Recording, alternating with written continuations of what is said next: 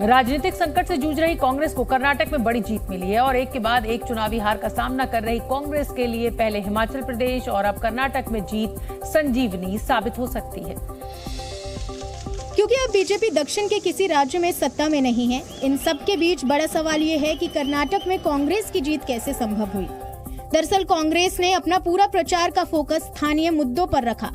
प्रचार के दौरान कांग्रेस नेता लगातार विकास की बात करते रहे। बीजेपी की तरफ से जब पीएम मोदी ने कमान संभाली तब भी कांग्रेस के नेता राज्य सरकार की कमियां ही गिनाते रहे। ये नेशनल इलेक्शन हमने नहीं बनाया, ये विधानसभा के लिए चुनाव हमने बनाया।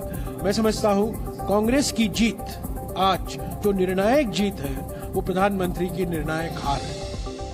चुनाव से ठीक पहले बीजेपी ने 4% मुस्लिम आरक्षण खत्म करके लिंगायत और अन्य वर्ग में बांट दिया।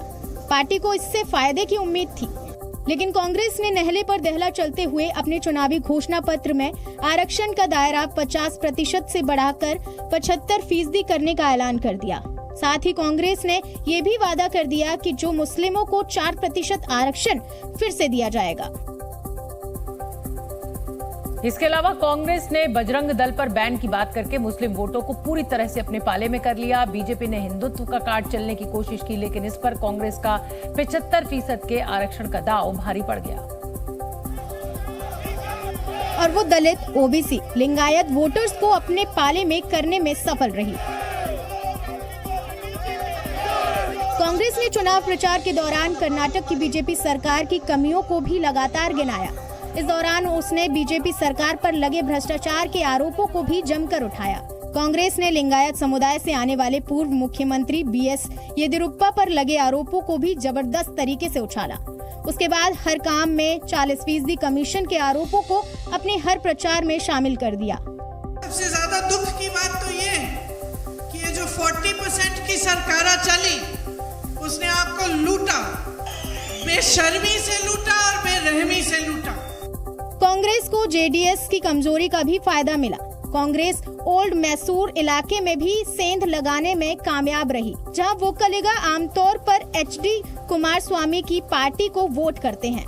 इसके अलावा कांग्रेस ने मतदाताओं से जो लोक लुभावन वादे किए उसका असर भी नतीजों पर साफ दिखाई दिया।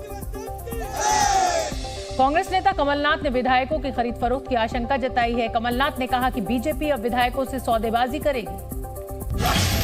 कर्नाटक चुनाव में जीत के बाद कांग्रेस नेता कमलनाथ ने विधायकों की टूट की आशंका जताई है। उन्होंने कहा कि कर्नाटक में कांग्रेस की सरकार बनाना तय है, लेकिन बीजेपी अब विधायकों को तोड़ने और खरीद फरोख्त की कोशिश करेगी। चुनावी नतीजों को लेकर छत्तीसगढ़ के मुख्यमंत्री भूपेश बघेल ने बड़ा बयान दिया। बघेल ने कहा कि मोदी का जादू समाप्त हो गया है और बजरंगबली का आशीर्वाद कांग्रेस के साथ है। सीएम अशोक गहलोत ने कर्नाटक में जीत का श्रेय राहुल गांधी को दिया है। गहलोत ने कहा है कि ये नतीजे कर्नाटक में भारत जोड़ो यात्रा का असर है। गहलोत ने कहा कर्नाटक की तरह अब कांग्रेस मध्य प्रदेश में भी जीतेगी। कांग्रेस की जीत पर पीडीपी अध्यक्ष महबूबा मुफ्ती ने भी अपनी प्रतिक्रिया दी। महबूबा ने कहा कि कर्नाटक से उम्मीद की किरण जगी है, जिससे देश को बड़ा संदेश मिलेगा। महबूबा ने कहा बीजेपी ने हिंदू मुस्लिम किया, लेकिन लोगों ने विकास का मुद्दा चुना। कर्नाटक में कांग्रेस को स्पष्ट बहुमत मिलने के बाद ये सवाल उठ रहा है कि राज्य का अगला मुख्यमंत्री कौन होगा। दरअसल अगले सीएम के नाम पर कई तरह के कयास लगाए जा रहे हैं। फिलहाल मुख्यमंत्री पद की रेस में पूर्व सीएम सिद्धारमैया का नाम सबसे आगे है। सिद्धारमैया साल 2013 से लेकर साल 2018 तक कर्नाटक के मुख्यमंत्री रह चुके हैं। वो ये भी ऐलान कर चुके हैं कि उनका आखिरी चुनाव, लिहाजा उन्हें मौका दिया जा सकता था।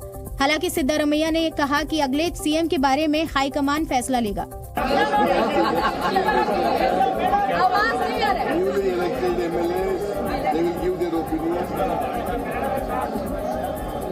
On the basis of the opinion given by the newly elected MLAs, the High Command will take a decision.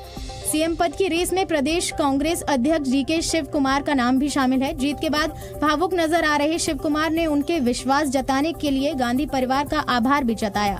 DK Shiv Kumar ने शुक्रवार को कांग्रेस प्रदेश अध्यक्ष के रूप में अपने 3 साल के कार्यकाल का वीडियो साझा करके इशारों में अपनी दावेदारी भी पेश कर दी थी। हालांकि मनी लॉन्ड्रिंग और टैक्स चोरी के आरोप उनके सीएम पद की राह में बाधा भी बन सकते हैं। और इस बीच सूत्रों के हवाले से एक बड़ी खबर आ रही है कि कांग्रेस में मुख्यमंत्री पद के लिए एक फॉर्मूला तैयार हो गया है। जानकारी के मुताबिक पहले 2.5 साल सिद्धारमैया सीएम बनेंगे और फिर डीके शिव कुमार को मुख्यमंत्री बनाया जाएगा। इस बीच कांग्रेस अध्यक्ष मल्लिकार्जुन खड़गे ने कहा है कि सीएम चुनने के लिए आला कमान पर्यवेक्षक भेजेगा, जिसके बाद प्रक्रिया शुरू होगी। हमारे पास एक प्रोसीजर होता है, यहाँ के एमएलएज की मीटिंग बुलाते हैं, ऑब्जर्वर सेंट्रल ऑब्जर्वर जाते हैं, जाने के बाद वहाँ का जो ओपिनियन आएगा, जो कंसेंसस बनेगा, वो हाईकमांड को बताएंगे। हम लोग उसमें सभी रहेंगे, राहुल जी रहेंगे, सभी लोग मिलके निर्णय वो लेंगे। कर्नाटक में विधानसभा चुनाव का ऐलान होने के साथ ही सभी पार्टियों ने एक दूसरे के खिलाफ मोर्चा खोल दिया है। चुनावी वादों और दावों से शुरू हुई लड़ाई देखते ही देखते गाली और अपमान तक जा पहुंची है, जिसमें हर पार्टी के नेताओं ने पूरा जोर लगा दिया। शुरुआत छोटे मोटे आरोपों से हुई, लेकिन कर्नाटक के प्रचार में प्रधानमंत्री नरेंद्र मोदी के उतरते ही पूरा माहौल बदल गया। कांग्रेस अध्यक्ष मल्लिकार्जुन खड़गे ने सीधे प्रधानमंत्री नरेंद्र मोदी पर निशाना साधा। मत ನೀವೇನಾದರೂ ತಪ್ಪು ತಿಳ್ಕೊಂಡ್ರಿ, ಮೋದಿ ಅಂದ್ರೆ ಈ ವಿಷದ ಹಾವಿದ್ದಂಗೆ, ನೀವಂದ್ರೆ ಇದು ವಿಷ ಅದ ಇಲ್ಲ ನೋಡೋಣ, ಸ್ವಲ್ಪ ನೆಕ್ ನೋಡೋಣ ಅಂತ ನೆಕ್ಕಕ್ಕೆ ಹೋಗಿರಿ, ನೆಕ್ಕರು ಸತ್ತ ಇಲ್ಲ, ಇದು ವಿಷ ಅದಾನೋ ಎಲ್ಲೋ ಮೋದಿ ಕೊಟ್ಟಣ, ಒಳ್ಳೆ ಮನುಷ್ಯನ ಪ್ರಧಾನಮಂತ್ರಿ, ನಾವು ಸ್ವಲ್ಪ ನೋಡೋಣ ನೆಕ್ ನೋಡೋಣ ಅಂತ ಹೇಳಿ ಆ ವಿಷವನ್ನ ನೆಕ್ ನೋಡಿದ್ರೆ ನೀವು ಮಲಗೇ ಬಿಡ್ತೀರಲ್ಲೇ ಹಂಗೆ। जवाब में बीजेपी नेता बसवगौड़ा पाटिल यत्नाल ने सोनिया गांधी पर हमला बोला। ಅವ್ರ ಬಗ್ಗೆ ನಾಗರ ಹಾವಿಗೆ ಹೋಲಿಸ್ತಾರೆ, ವಿಷ ಕಚ್ತಾರತ್ತೆ। ನಿಮ್ಮ ಪಾರ್ಟಿ ನೀವೇನು ಯಾರ ಮ್ಯಾಗ ಕುಣಿಲಕತ್ತಿರಲ್ಲ, ಸೋನಿಯಾ ಗಾಂಧಿ ಏನು ವಿಷಕನ್ನೇ ನಂಗಾದ್ರೆ